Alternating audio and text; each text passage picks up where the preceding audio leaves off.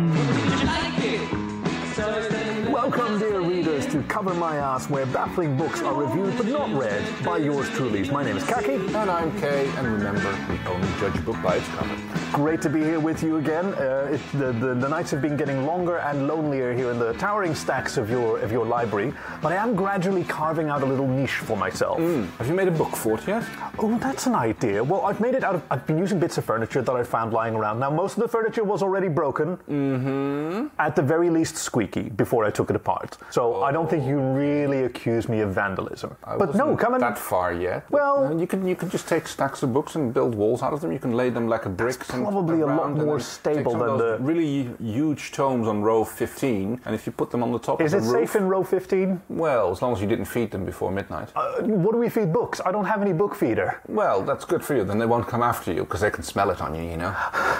Okay, my next question was going to be what is book feeder, but I guess we can safely skip over that. All right, well, we'll skip the tour that I wanted to give you of this. I mean, it's mostly wooden slats, and that's not going to keep anybody out. So I will rebuild it, as you say, with the tomes from row 15, and I'll give you the tour next time. Okay, that sounds fantastic. I do have a guest room. You have a Never mind. Okay, well, we can talk about that some other time. Well, how many guests do you have? Counting you? Yeah. One. Oh, well, I think some math is in order, but never mind. I'm really looking forward to this book fort now. We'll talk about the guest room later. Fantastic. Well, of course. Okay, so I don't want to damage any of your books, least of all the book that we've picked for today. What can you tell us about Paria dell'Atomo? Well, it's a Italian book. Yeah. It goes without saying. I think this is our first non-English book. It is. Speaking of which, did you read it in Italian? Yeah, naturalmente. Oh, fantastic. I have to admit here, I don't speak Italian, so I had to read the translation. So, yeah it's from a Italian mail series. Basically, you subscribe to this, and they send you a book every week or month. I'm not entirely sure what the interval is. It says right there, pubblicazione quattordicionale, so that's once every 2 weeks. Oh, excellent. Fantastic. That's quite a... I know. I guess they must have had quite a few writers working for them. That's good value. And by the way, for the readers at home, if you look down at your podcasting device, you should be seeing the cover, and if not, you can look in the show notes for an image and a link. So the book is by Max-André RayjeanReviewed. It sort of sounds like Raygun, right? Max Raygun. That's what we're doing. I mean, it's a very space-themed cover. And apparently it cost 150 lire, which seems very expensive. It's a fortune. I mean, the lira, a notoriously stable currency, the euro is still tied to it. Of course, much to the chagrin of Germany. So, presumably this was for like a subscription, for like a year subscription. That makes more sense. Of course, you don't get to pick and choose your own books, but as long as the theme is good. And with a name like Urania, you know that they are very serious, dedicated to the craft. Absolutely. No funny jokes. Yeah, exactly. Nothing crass. Nothing. No mocking of speculative fiction, as we see so often in what is laughingly called the golden age of science fiction. Golden age of science. Well, I don't know. Did it ever stop? I mean, or is it just people who just want more Heinlein? Well, a lot of those writers did eventually die. Yeah, well, there's that. I mean, Asimov, Heinlein. I mean, if you read it now, they're still classics, but they definitely were a product of their time. And if you compare them with more modern science fiction writers like Banks or Stross, then it's clearly evolved the whole time. But surely this was all before the great disappointment in technology as the liberator from oppression and inequality. And we expected to have flying cars and we do have hover trains. No flying cars still. I mean, and a future where never got through to it. I can't remember who I quote, but a future where everyone can afford to have a maid. Now, this person didn't think through the obvious staffing problems there, but if the maid is a robot, like in the Jetsons.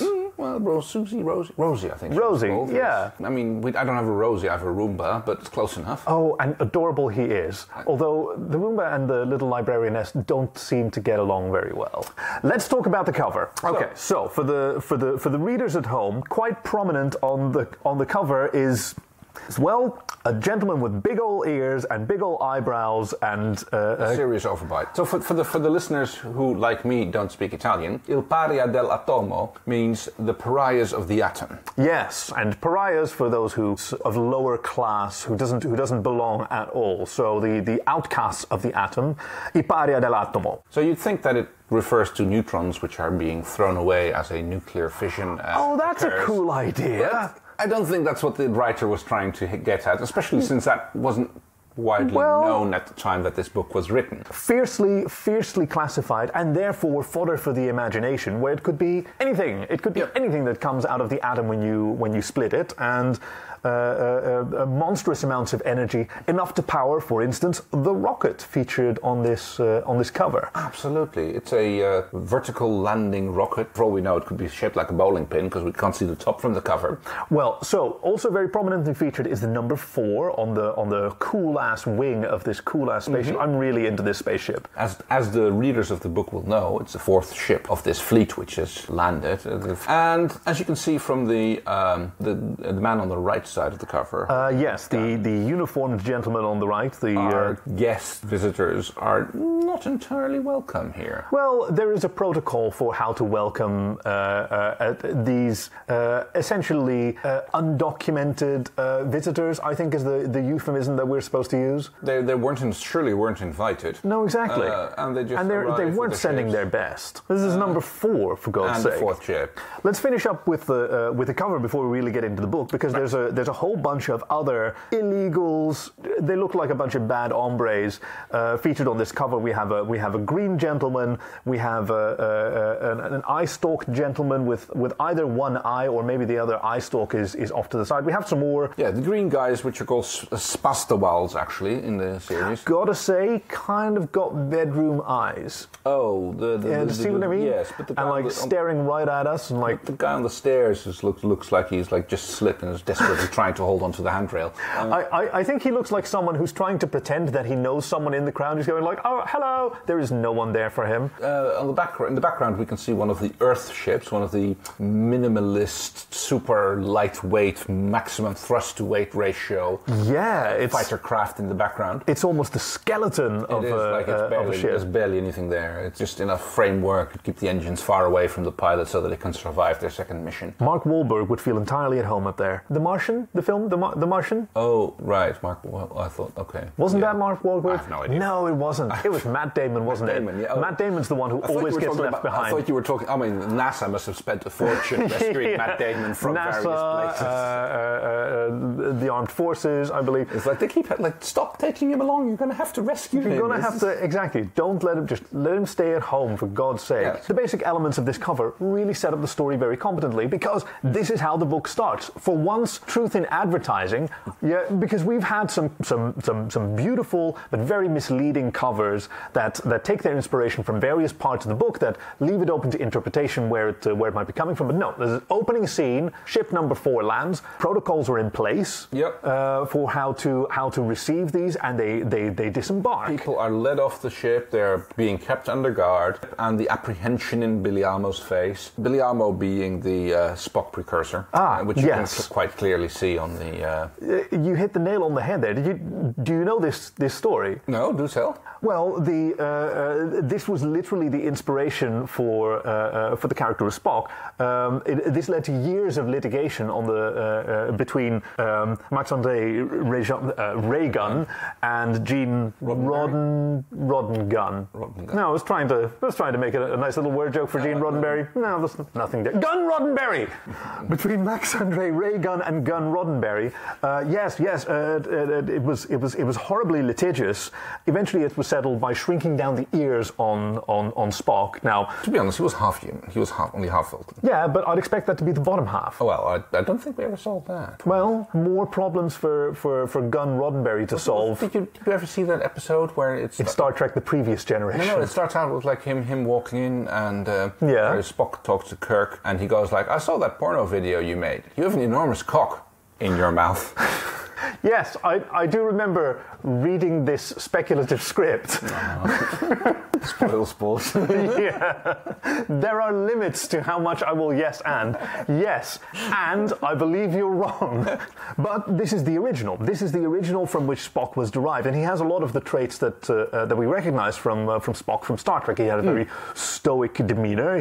He sees ahead what's coming, both in a literal and a metaphorical way. He's led off the ship, and he sees the way that they're being received, and this is not what was promised to them. Because they've been assured, as the broadcasts from Earth have made clear, that there is no policy of family separation at the border, and yet... Well, and yet there's only males coming down. There's not a woman or child in sight. Now, from this expression, you'd think we're heading into a Soylent Green type situation. I mean, Soylent Green, like the green guy. Oh, I get it, yeah. Oh, he must be delicious. All that chlorophyll. Do you think he's a plant? Well, he might just be able to, like, soak up some sun and instead of vitamin D, photosynthesize some real good stuff. All right, well, maybe, then... Maybe that's what the allusion towards adrenal gland harvesting was. Buds, yeah. Oh, no smoke without fire. I know. That's a funny saying, isn't it? Well, I've got a smoke machine up on deck 14. What for? And wait, since when do libraries have decks? Oh, there are decks? That's not in the library. Oh. Never mind. Okay, fort first, rest of the library later. Let's focus on, so we have, the green gentleman that you were referring to, Esmengelbert. Yes, Engelbert. Engelbert the Spastable. Engelbert the Spastable. Yes, exactly. I like the idea that he's a flora evolved, I think the polite term is. He must have some very juicy buds. And if he stands in place in one spot for too long, he'll take root. Which is probably why he's such an avid dancer, as the Spastabels are described as being. Which is why concrete flooring was a big improvement in their society. So throughout this introduction, all the focus is on the aliens that are arriving and how confusing it is for them to be received with weapons pointed in their faces and pens and cages ready for them. This is before the Spastabels are shown that the floors are made of concrete and they can therefore be quite comfortable, but it's not so comfortable for the Stork Eyes, whatever their name is, or for Billiamo's people. Okay, so they're being herded down the ramp. Herded is the right word, That's, again, the cover shows you. It's like guards running them up the hill towards the smoking... Oh, no, wait, that was the German. No. Oh.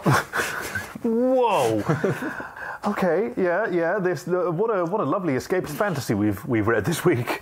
There's something to be said, for the way that they're being treated. It's like they're coming here uninvited. Exactly. They're expected to be taken care of. Yeah, they expect to be worshipped as gods. No, we have to work here. We have our own problems, There's sort of shades of the film Apollo 13. How there is a press corps present there because aliens are coming down to Earth, but it's number 4. It's the 4th time that this has happened. So. Exactly, yes. Not really nobody's watching. It's certainly not live. Billiamo gets more like ushered up to the podiums, like move it here, there, do your speech thing, get it over with. And as the previous delegations have done as well, but usually with the help of a translator or with some mime, as we know, mime is the international language of space.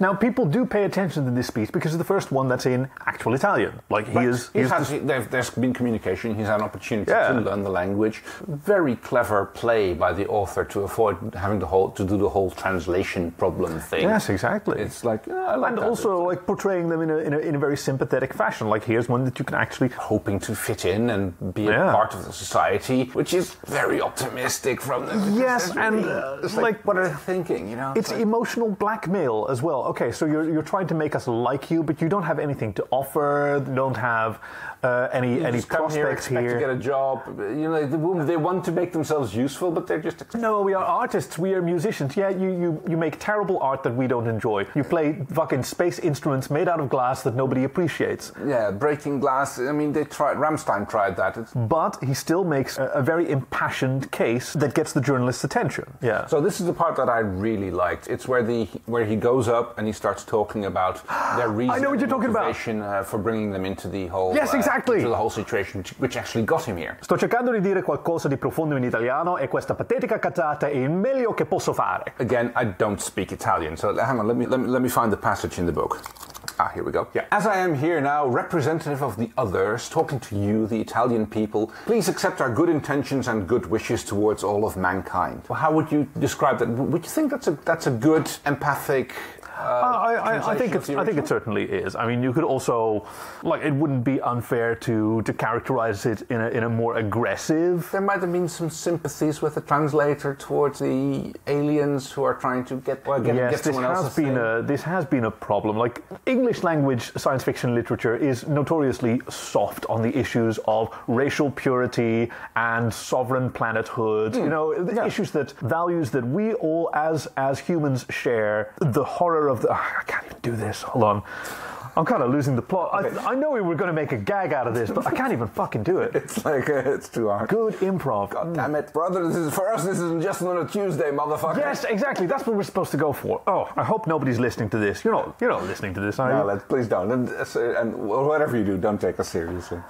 Okay. Right. How are we doing for time? How are we doing for plot? God, they still haven't made it off the fucking plane, have they? Well, they made it onto the tarmac. Oh, good. What's going to happen now? Just a bunch of political bullshit. So after the speech, everybody gets shuffled off to their quarters. While the press corps is still discussing this fantastic speech that was given and certainly caught their attention and turned some heads, and none more so than one of the guards. Poot.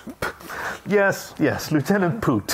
Who I think you can see on the cover. It's like the guy in the red uniform, in the red overall at the back. I think that's Poot. It kind of has to be. Yeah, he's playing pocket pool, juggling his balls in there, probably looking at Esmengelbert's bum. I mean, it's like, whoa. Yeah, everybody loves a man in a toga. Better than looking at Stock Eyes. Ooh, I mean, Stock Eye probably has a lovely personality. But I'm sure he does. He's delightful, and I'm sure he's like very charming, and he's a good doctor. Great conversation. Good doctor.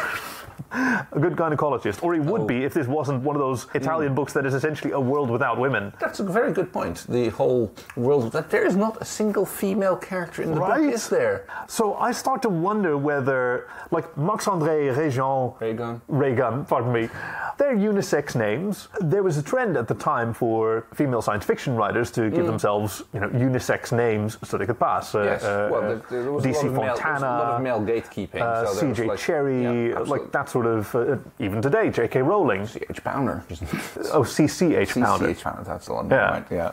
Whoopi Goldberg, people who have to conceal their gender in order to not be pigeonholed in a way that they didn't want to. So maybe that was the case here as well. Maybe this was a woman science fiction writer who just got in way too deep, who wanted to hide anything that resembled femininity, and thus... And had to produce her 14th edition for the Orania series of books. Oh, yeah. I mean, it must have paid well. Who wouldn't want to keep that job? Steady job, It's like writing for 10 centesimi a word. That's Vegas money, baby. Yeah. Or Napoli money, baby. Yes. That's Verona money. Siena money, baby. Venice money. Florence money, baby. Po Valley money. Pisa money, baby. Milan money. This is a fun game. Etna money. I think we're losing it. Sicily money. Like, you better hand it over, mate. Oh, I can finish this gag. Roll money, roll money, roll money. Yeah! Khaki wins! Yes, Poot, who starts moving in. Poot to the rescue! Yes, kind of. So that's what... okay, so we're ushered off into the hotel, as it is proclaimed to the facility. So as long as the cameras are rolling and the tape recorders it's a hotel. I'm sure that they were happy that they have a roof over their head. Exactly. I'm sure that they were expecting to be given homes of their own, to be living among hard-working Italians, but they've got beds, they've got relatively solid cage walls. It's not raining in there. It's basically summer camp. Yeah, they get fed. I mean, there's no lake to swim in, but, I'm pretty sure that...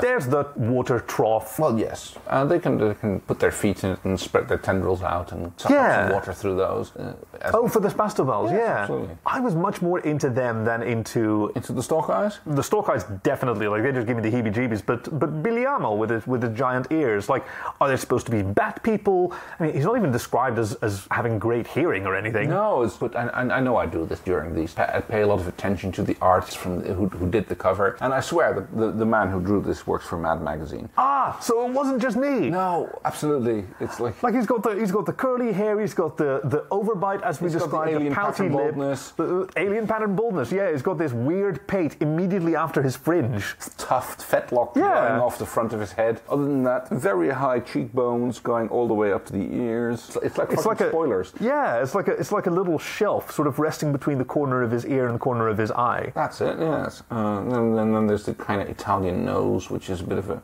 You can tell why he was picked to be the spokes alien. Yes. someone who could integrate well, someone who could almost, if it weren't for the ears, who could pass. Yeah, it's all the ears. You feed a family of 4 of those. You feed a family ears? What the fuck are you talking about? Big enough. You can have a decent snack on one of those. When's the last time you've eaten... Okay, I have eaten pig's ears in Kiev. There you go. Were they deep fried? I mean, they were covered in sauce. Well, they were certainly spiced. That's definitely the way to go. Yeah. Escargots. Like, the only reason you eat them is to have a carrier for the garlic butter. It's a garlic butter delivery platform. Like, why even bother? Just give me the little shells and the little... Because the thing is fun to play with and the little fork or whatever. Bread and then just like, yeah, but I don't care whether there's a little, like, shriveled up slug or just a nice bit of bread, a nice bit of focaccia, stuff it down there. You're in the throes of calorie restraint, and I can see your eyes growing cartoonishly large as you imagine that your cat is a loaf of bread. Well, she does do hold the cat loaf. I know! The cat loaf thing with paws tucked in and everything. It's a gluten-free cat. Well, now we've washed it out of her. She used to be black. That's nothing. That's not a joke. No. Don't laugh at that. Sorry. Okay, so... And at this point, they're supposed to be locked in, but Lieutenant Poot is there, and he's the one who's supposed to lock the padlock. He makes eye contact with Billiamo, and does the whole clicky thing, make the lock click, and then unclick it again so it goes in, and he wanders off. Yeah. I can have some sympathy for that. I mean, his ideals are clearly not what you would want to ascribe to, but at least he's dedicated. He has, yes. He has principles. He's an infiltrant.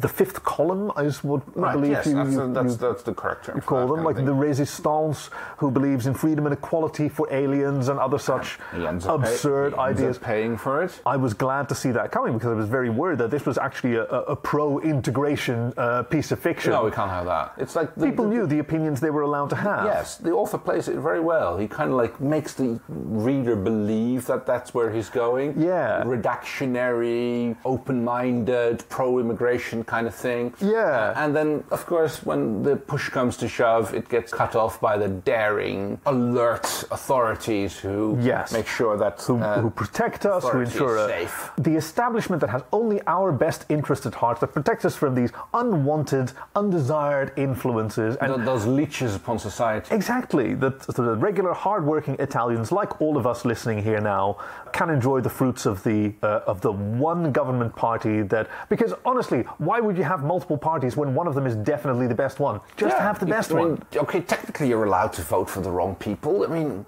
Everyone's allowed to make mistakes, but why would... Yes, exactly. It makes no sense. And this is where Urania has always shown, like, they were kind of on the edge. They were pushing the boundaries of good taste. I really like how you're thinking, they're reading it, you're getting worried, and you're thinking, like, are they actually going to let them get away with it? And like escaping into the countryside and looking for disguises. And it seems that there's no way that they can pull this off without, and people getting their just rewards. Yeah. And it's just, he really brings it home. How? Well. Okay, so Billiamo leads his people away from the detention center, escaping under the cover of night. And Billiamo and the others manage to get out of the detention center. That's a scene of deceit and sneakery through the rainy night. Yeah. Stealing through the dark under the cloak of night. It's hard to sympathize with them, but it's well written. If you actually think about what it must have looked like, they're all still, like, they're not in disguises just yet. They're all still wearing their tunics, but then they have to pick up laundry that's left out in the rain for some reason. Like, these are very irresponsible citizens with their clothes. Until they make it into the nearest town where Billiamo shows just how much he knows about local Earth customs, and he makes a beeline for the church. Yes. Banging on the door and requesting... Signore Scala opens the door and graciously leads them into the church, hiding them behind the pews, getting them in warm food, blankets, the whole shebang. We are all children under God. We are all from the same creator. This is a place so you go of peace. Like, oh my God, it's one of them. Clearly Poot wanted them to go here. This seems to be the right way to go. They're in Poot's in cahoots. Poot's in cahoots with the priest. He actually turns away the search party. Yeah. Which I thought was, again, a very good move by the author. It really throws his motivation into doubt. Like, my heart was pounding in my chest whether the noble agents of the establishment would be thwarted. I was angry. I was ready to throw the book out the window at this point. point almost. Well, then you've got good literature on your hands, and then... Absolutely, you need to be challenged. And then, well, our choir boys, they're the fine lads with their hearts in the right place for the home country. It almost turns into an Edith Blythe book here. It's like surrounding our group. Youngsters bringing out their militia training, getting out their weapons, their rusty machine guns and stuff, and doing the right thing and capturing the damn plowshares into swords. Have you ever taken a bad hit from a hoe? I mean, it's like... That was my 20s, man. These charming ragazzos with their peasant weaponry managed to round up and make short work of these upstart aliens. And now, of course, they've shown their true colors. They're not willing to follow the right procedures. They weren't content with sitting there in their luxurious accommodations where they would have been taken care of. Habits. Yeah. But no, they had to get out and try and get in their own way and make their way into the country. As illegals in order to do crime. Yeah. These were clearly bad bambinos. Bad aliens, like illegal aliens, you'd almost say. So yes, they bring the thing. So limbs are being hacked off, stamens are being torn off. Eye stalks are being severed. That was gross, but pluck them out, pluck them out. And screaming. Anything with eyes and stuff. Ears not so much, apparently. So, like, the whole scene where his ears are ripped off and torn to shreds and, like, nibbled on as snacks by these noble young men. It's like you give them a good frying with a bit of sauce, it's like a lot of cartilage, but that's nice and crunchy. This is back before they had crisps. Absolutely. But so justice is done, and they're left with a giant pile of dismembered aliens, and... the aftermath is televised properly, as it should be. Yeah. And make sure that signal goes out there and that the other ships, which are on their way, are turning back and maybe another 500 years. Exactly. Deep sleep. Follow the correct procedure. Yeah. And there's a nice little coda on the story where Lieutenant Poot is found as well and given the administrative punishment. Yes. Heinlein fans, I'm sure, saw this coming. Yeah, publicly, painfully. Yeah, bring it on. Good old-fashioned. And order is restored. And this is something that I love so much about the Italian science fiction of the time. How unapologetic it is. And how yes, in its support of the establishment and its painting the state in its proper light of guardians of the nation. Exactly, the parents of our culture on whom we can rely to tell us what we need to do and how we need to do it. Disregard any weird alien influences and make sure that everything back home stays pure. And I think it's a great book. I like it. So how are we going to grade it? Well, let's see how we're gonna.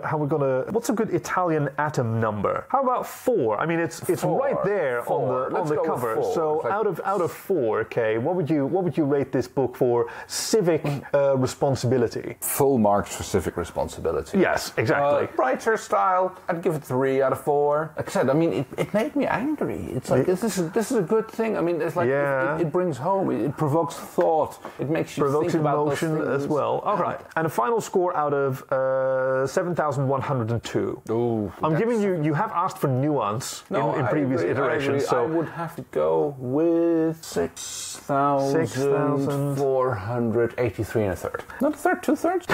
Okay, maybe not that much nuance. Right. Thank you for sharing this book with me. I thought it was a great read. It was nice to flex my linguistic muscles. Yeah, I'm impressed with your command of the Italian. Yep, I got away with. I mean, yes. Yeah. What do we have for next week? Next week, so that I know which book I should leave aside when I'm building my fort. Yes, absolutely. So next week we have Christopher Hitchens' masterpiece, The Missionary Position, Mother Teresa in Theory and Practice.